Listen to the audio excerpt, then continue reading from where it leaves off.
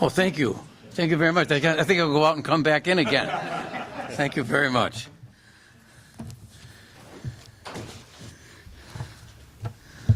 Kelbert, stand closer to me, would you please, so I can bask in your reflected glory here. Thank you. Hello, everybody. Please, please. Thank you.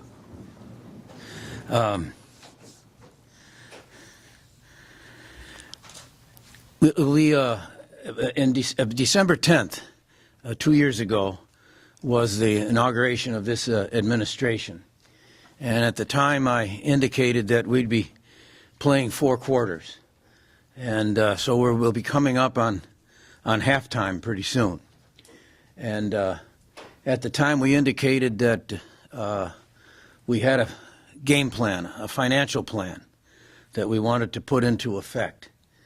And that we were coming from a situation in which we were in a pretty deep hole financially, fiscally speaking. And that the confidence of the markets and investors, where there is a pretty cool and cold calculation taking place every day with respect to the stability of the various states and their bond offerings, which determine, of course, what the interest rates are and what the confidence of those who do the investing have, what confidence they have in how the state is operating. So we had a real long path to get up along in terms of that confidence. But we indicated last year that we were going in the right direction, and investors responded accordingly. We were able to come out of a fiscal deficit and move into a positive balance. Of course, that obviously doesn't mean we had a surplus. You have a surplus once you meet your shortfalls, once you meet your deficit and the shortfalls in terms of revenue projections. But we were on the right track. We were on the right path, and that was recognized last year. It was recognized by having very low interest rates. And you'll be able to see as Kelbert goes over the various performance comparables here, that as to what that meant. And as a result then of the fiscal path that we were taking, confidence not only has been renewed, but it's been enhanced. And again, the credit rating agencies who take a cold and objective look, and investors who have to decide whether or not they continue to have confidence or in fact have increased confidence in the state of Hawaii. They make their presence known. For the first time, I believe, a governor in the state of Hawaii, in any event, actually asked people in Hawaii to invest, to take a look at our fiscal situation and see whether or not they had confidence right here in Hawaii. We sold this year $66 million to individual investors, not the institutional investors here. Of course we want them, and that's the test of whether we can meet the big picture qualifications for confidence. But we ask individual investors whether or not they had confidence in the state of Hawaii. $66 million, $34 million, better than half of that investment came right here in Hawaii. That means investors who previously perhaps looked a bit from afar at Hawaii saying, "Ooh, I don't know." That means they, in turn, right here in Hawaii, understand that we're on the right path, that we've got a fiscal plan that makes sense, that we're moving towards that shortfall that we know we have to come to grips with, that everybody understands that we're going to deal effectively and openly on our unfunded liabilities, that we're going to meet the standards for initiatives that will show progress for our people, and that we're going to be able to recognize whatever we have to do by way of collective bargaining and the stability of our public workforce. All those things are taken into account in our financial plan. And the one sure key to understanding where we are in that fiscal game plan is what the interest rates are and what the markets recognize in terms of their confidence in the state of Hawaii.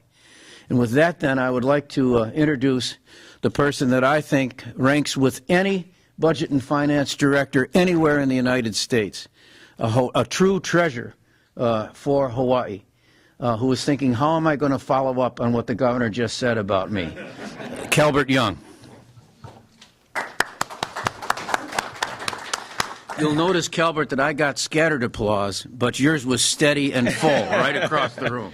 That's because we have mostly contractors in the room. So, I'm pleased to announce that this morning the state of Hawaii closed its 2012 general obligation bond transaction for $867 million, which delivered over $959 million in proceeds to the state of Hawaii.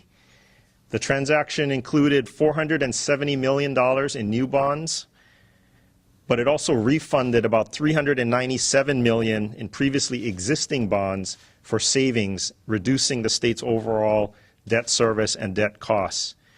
The transaction also generated $92 million in bond premiums, which will be used towards the future debt service payments of the state of Hawaii. Now, the transaction is most notable because the state sold bonds with up to 20-year maturities at an interest rate of 2.6%. That is the lowest in the history of the state of Hawaii. I'll lead the applause on that one. And we'll look here on the chart here what the significance is on where this transaction has occurred.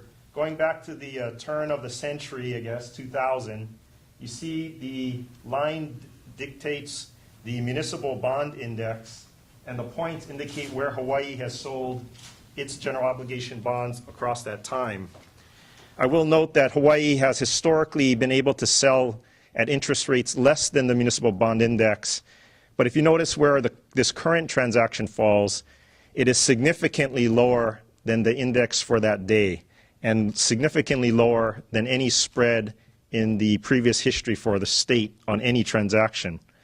Now, although the low rate is partly indicative of the current interest rate environment, much of the state's ability to actualize delivery on the low rate is due to the efforts of the state's financing team, whom I would like to thank for their efforts on this transaction. In addition to the state's budget and finance staff, the state employed the services of 8 underwriting investment banks, led by Mr. Timothy Romer from Goldman Sachs as the lead senior manager, and Mr. Frank Lauterbur from Bank of America Merrill Lynch as the other senior manager. Mr. Peter Miller from PFM served as the state's financial advisor on this transaction. In addition to the historically low interest rate, this transaction is also considered successful because of what the state was able to achieve in a number of other areas, such as the state's financing team was able to present to, and the governor personally met with, credit agency analysts in Hawaii within the state. Those agencies reaffirmed Hawaii's AA credit ratings, but more importantly, agencies also affirmed the state's fiscal and financial management are on the right path to address and improve Hawaii's financial condition. Our efforts over the last 2 years have not gone unnoticed by credit agencies and by investors. The state also increased its efforts to proactively reach out to investors. The governor did radio advertisements informing residents of the benefits of purchasing bonds and investing their money in Hawaii. I believe the response has been positive. As the governor mentioned, $66 million of bonds went to individual investors across the country, of which $34 million were for Hawaii residents. That is significant. Additionally, we met and conversed with over a dozen institutional investors who purchased the bulk of Hawaii bonds. This transaction generated more than 3 times the amount of demand for bonds than there were bonds available. We want to make sure that investors are comfortable with Hawaii as a strong and improving credit, but we also want to give them concrete reasons to know that that is indeed the case. The performance of the state of Hawaii on this transaction and the statistics of this transaction should be notable for taxpayers because it helps residents know that their state is working to improve its fiscal condition. At this point, I would like to offer Mr. Timothy Romer from Goldman Sachs, the lead co-senior manager underwriter on this transaction, the opportunity to say a few words on behalf of the underwriting team. Mr. Romer. Thank you, Tim. Thank you, Governor and Director Young. It's very clear to us that investors in the market have spoken. Hawaii is a great place to invest. It's a strong testament and truly a vote of confidence in the efforts by the Governor, Director Young, and the legislature to put the state on the right path towards solid financial footing, not just today, but for the next 20 years. On behalf of Goldman Sachs and Bank of America Merrill Lynch, we are honored to be involved and to be working with such a strong team and to have such a great story to tell, frankly, to investors. It's equally honoring to us to be involved in such an important financing, because not only did we help the state save money, but we also are helping the state invest in some very critical and important infrastructure in schools, transportation, and other needs for the future of Hawaii. Thank you very much. We are honored to be involved. Thank you, Tim.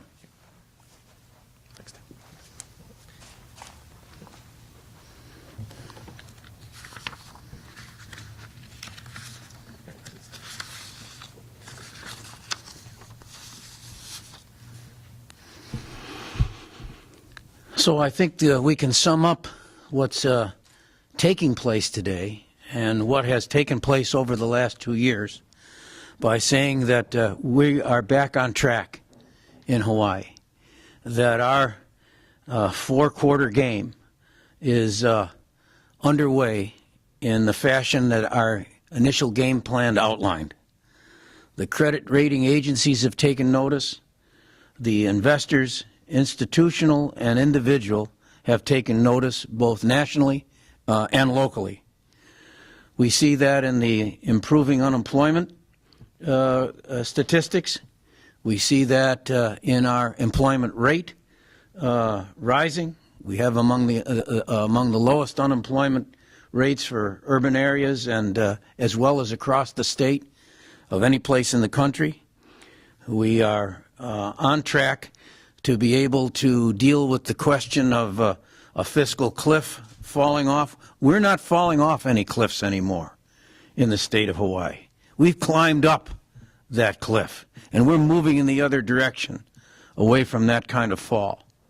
If it can't be handled in Washington, D.C., we've taken that into account in the financial planning that we're doing as well.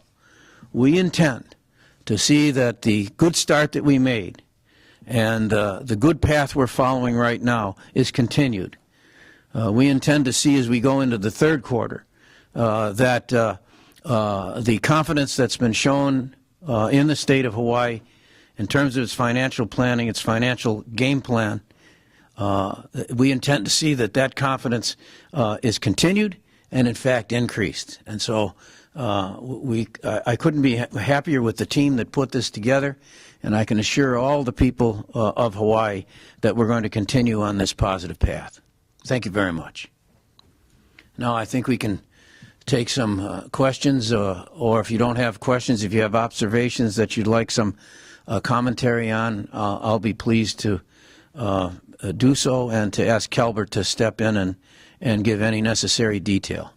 In the budget that you're going to release later this month, is it going to be presumed that the labor savings and the tax adjustments that were made to get through the last biennium are no longer going to be necessary going forward? Can you say that concrete now that you're not going to need to? No, the question has to do with the labor savings and the tax adjustments in order to get us back on fiscal track. Yes, I said that publicly, that's what we wanted to do, that's what we needed to do, that's what I asked people to do.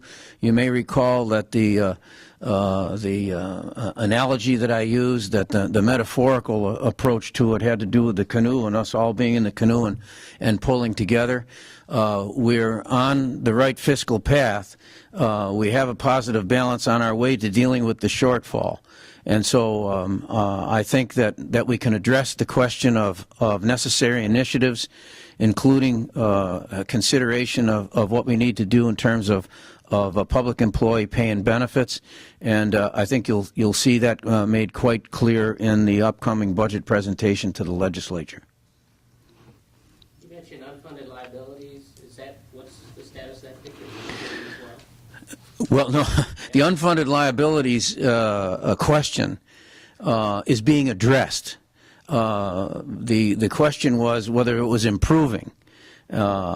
In the mega picture, in the big picture, it's not improving. That is to say, improving if by that one meant are the necessary requirements to meet the unfunded liabilities diminishing?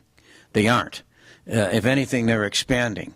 And this is for good reason. I mean, our population is aging. More people are living longer. The costs associated with health care premiums and et cetera are going up. We have to get those under control. So in that sense, the responsibilities and the obligations with respect to unfunded liabilities are, if anything, increasing and expanding. The question then becomes, are we going to address it? The difficulty before, from the institutional investor point of view, from the bond interest foundation, was that it wasn't being addressed at all. In fact, if anything, we were running away from the idea, let alone the responsibility of dealing with unfunded liabilities. We're not doing that anymore. Our fiscal game plan will be addressing it directly will be reflected in the financial game plan that we'll present to the people of the state and to the legislature. We're taking it into account. We're going to take positive steps. By no means will we be able to address it fully and completely during these next 2 years. But what we can indicate clearly and comprehensively to the taxpayers and to the investment community that we are going to come to grips with it and begin to wrestle this giant to the ground. Can you elaborate at all? I can, and I will in January. I would say that going through on this transaction as well as on the previous transactions, unfunded liabilities for all of the states is very much top of mind with investors. Hawaii statistically does not show well. We have very poor metrics in terms of where the state is for its unfunded liability. But what investors have recognized is that in coordination with the state legislature, the administration over the last 2 years have made significant inroads to put into place measures that would help alleviate a lot of the unfunded liabilities. And I'm speaking specifically on pension reform measures that have been passed by the legislature over the last 2 years, have been significantly noticed by investors. They are notable compared to what other states have done across the country. The state of Hawaii still needs to deal with a plan for the EUTF, or the Employer Union Trust Fund, so the health fund liabilities for state and county government retirees. But the discussion at the legislature has been very vigorous over the last 2 years. We believe that over the next coming 2 years, the administration will continue to work with the legislature and get a proactive plan for the state of Hawaii to demonstrate its fortitude to dealing with those liabilities. And investors have responded. They have recognized that Hawaii has a plan, or and at least are in the discussion to deal with what we have already identified as our challenges. I'm putting together right now, because we're in the final stages of getting our budget proposal in the middle of December to the upcoming legislature. And obviously, from the time we do that in mid-December until the formal opening of the legislature, we'll be refining that. What we can tell you is that this administration will be addressing and proposing to the legislature steps to continue to confront the unfunded liability challenge. And we're very hopeful that the legislature will coordinate and collaborate with us on this.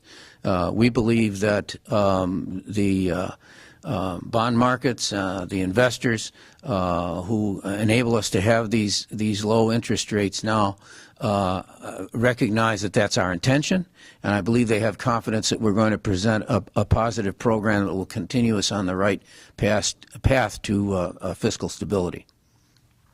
How do the fiscal conversations that are going on in Washington play into the overall picture here in Hawaii? What programs are you worried about?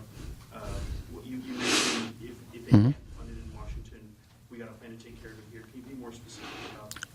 Yes, I suspect that if we use the figure around 40, from 25 to 40 million dollars, depending on what may happen over the next a couple of weeks, it would be the immediate effect in terms of the budget considerations that the legislature has to take into account. So we've accommodated that in the financial plan that we'll be presenting. We're going to take the most conservative approach to this. We're going to assume that they are not able to come to an accommodation before the new Congress is sworn in, and well, I hope that doesn't come true. I hope that the present Congress, which is post-election, meaning it's a lame duck. That is to say, there are members there who have been defeated or retired, who will not be there in January when the congressional inauguration takes place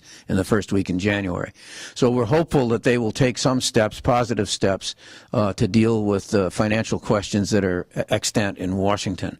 But if they don't, we're prepared in our financial plan, which will become more concrete in terms of your question in days to come. I simply don't want to get more specific with you right now because I don't know what they're going to do over the next 2 weeks. But we think our general assessment and analysis of how we would be affected if they're not able to come to an agreement with one another in Washington is between $25 and $40 million. Is that correct? Yeah, and in the immediate. Obviously, there are some midterm and long-term consequences of that we'd have to come to grips with later on. But so we're ready for that part, and I'm hopeful that when the new Congress comes in January, that whatever stopgap measures, if they're inaugurated over the next couple of weeks, are in place, can be elaborated on and dealt with in a more comprehensive fashion in the new Congress. What can you say about the defense spending cuts, though? Because that could potentially affect us. Well, I don't want to speak too authoritatively about what might take place in that, but my experience over the 2 decades I was on the Armed Services Committee and my continuing dialogue at the Pentagon as governor, particularly as a member of the Council of Governors that the President named governors within the governors to deal with questions of defense. From the National Guard on through to budgetary considerations for the armed services. I think I can say definitively there, and perhaps I can quote right from the conference that was held with the White House today. This, as a member of the National Governors Association and a member of the Council of Governors that deals with defense issues, I can say that we made a presentation to the President today that states should be given increased flexibility to create necessary efficiencies such as I've been outlining here, and that because we've had to make very difficult decisions in order to balance our budgets, we continue to need to have a transformation process available to us. And so with regard to defense, I think we're fairly well prepared on that. The cuts that will take place in the defense budget have more to do with procurement issues of big military platforms. That is to say, expenditure, say, for weapon systems and those kinds of expenses that involve large projects. The ongoing expenses, the operating expenses of the Pacific Command, which is the immediate concern of people in Hawaii with regard to defense expenditures, I think will, if anything, be very limited. People are going to continue to be paid. Obligations with regard to training and maintenance and so on are going to be sustained. So I don't want to preclude that there may be some adjustments that need to be made here in the Pacific, but the likelihood that operational expenditures will be delimited severely, I think, is unlikely. And I believe that the emphasis of the United States in the Asia-Pacific region will not diminish. And as a result, I expect whatever takes place in terms of defense budget cuts will be less likely to zero in on Hawaii and the Pacific region than it will be in some of the more institutional military platform venues that I think are much more likely to be targeted. Thank you very much.